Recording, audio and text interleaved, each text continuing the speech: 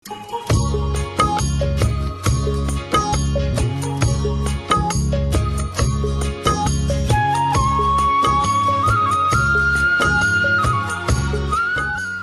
আলাইকুম, আমি আরিফ সরকার। বাফেলোতে নন্দন টিভিকে স্বাগতম। আর এদের একটা প্রোগ্রাম আছে হচ্ছে গিয়া প্রবাসে চাষ। সেই প্রবাসে চাষকেও আমি ধন্যবাদ জানাই এই অনুষ্ঠানটাকে, কারণ হচ্ছে গিয়া আমার এই ছোট একটা বাগানকে তারা হাইলাইট করতেছে।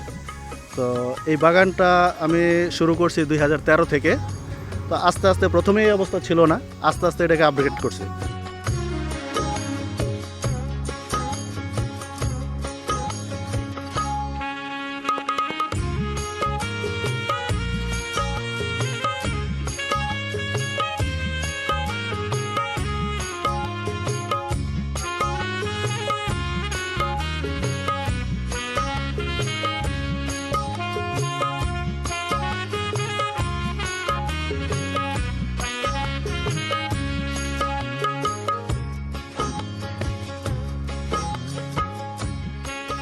আপগ্রেড করতে করতে আজকে এই পর্যায়ে আসছি। আর এই বাগানের পিছনে আসলে পরিশ্রমের চেয়ে ইচ্ছাটাই হচ্ছে গিয়ে সবচেয়ে বড় জিনিস। যে ইচ্ছা শক্তিটাই হচ্ছে গিয়ে বাগান তৈরি করার জন্য সবচেয়ে বড় জিনিস। এবং আমার এই বাগান চাষের পিছনে দুইটা কারণ আছে। একটা হচ্ছে গিয়ে যে আমার বাচ্চারা, এই সময়কার বাচ্চারা যারা আছে যে মিডল স্কুলে যায়, তারা মোস্টলি এই টাইমে আপনার ওই ট্যাবলেট বা নানান রকমের গ্যাজেট নিয়ে বিজি থাকে। তো আমি চেষ্টা করি আমার বাচ্চাদেরকে এই বাগানের সাথে বিজি রাখার জন্য, এঙ্গেজ রাখার জন্য, যার কারণে হয়তো তারা ওইগুলো থেকে এইখানে চলে আসছে। এটা একটা কারণ। আর দুইটা কারণ হচ্ছে গিয়া যে আমি অর্গানিক প্রোডাক্টটা পাইতেছি বাগান থেকে।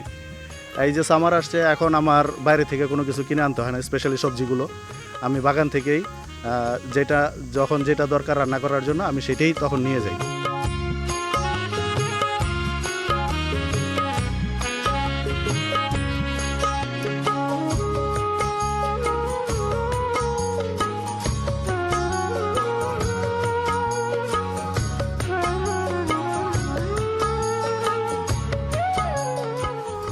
দর্শকবৃন্দ, আমি এখন আপনাদেরকে আমার বাগানের কিছু গাছ সম্পর্কে পরিচয় করাই দিব। প্রথমে শুরু করতেছি শশা গাছ দিয়ে, যেটাকে আমরা কিকুম্বার বলি।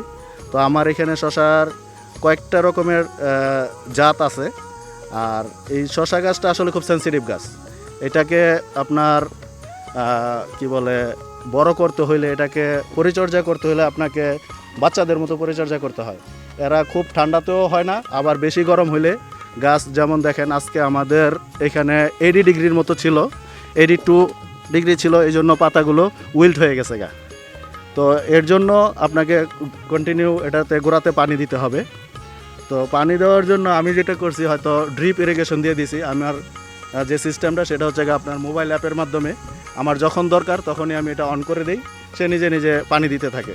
তো আজকে দুপুরে এটা প্রায় 3 ঘন্টার মতো পানি দেওয়াইছি অন্য অন্য গাছগুলোকে বাঁচানোর জন্য।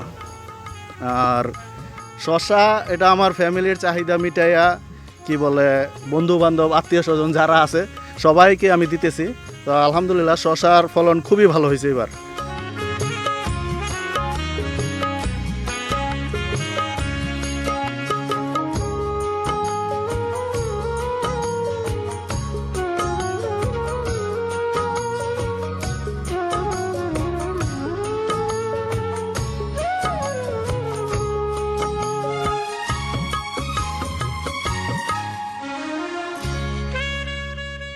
হ্যাঁ দর্শক, এখানে আমার বেগুন গাছ আছে।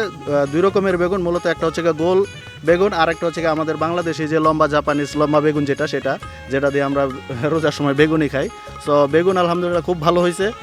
অলরেডি অনেক পারা হয়ে গেছে। অলমোস্ট এভরি বেলায় আমরা বেগুন ভাজি অথবা তরকারি বা নানান জিনিস খাওয়া হয়।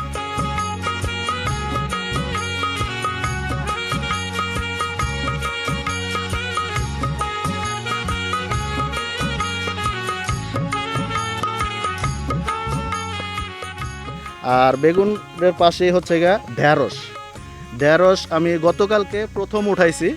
তো আশা করি 1 থেকে 2 সপ্তাহের মধ্যে এভরি আদার ডেতেই আমি এই ঢেঁড়স উঠাইতে পারবো।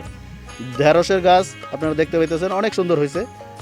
যেহেতু এইবার ওয়েদারটা গার্ডেন ফ্রেন্ডলি ছিল না, তো যার কারণে যে সব গাছই আস্তে আস্তে একটু দেরিতে হয়েছে, বাট মাশাআল্লাহ সবই ভালো হয়েছে, সুন্দর হয়েছে।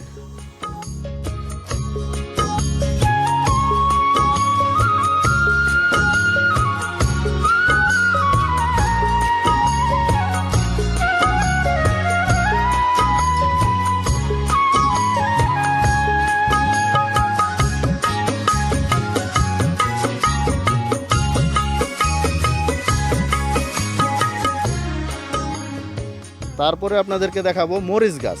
আমার এখানে মূলত বোম্বাই মরিচ যেটাকে বলি আমরা, সেটা আছে এখানে কিছু হইতেছে, এই যে মরিচ হইতেছে বোম্বাই মরিচ। আর দেশি মরিচ যেটা, এই যে চিকন চিকন মরিচ, এটাও আছে, অনেকগুলো গাছ লাগাইছি।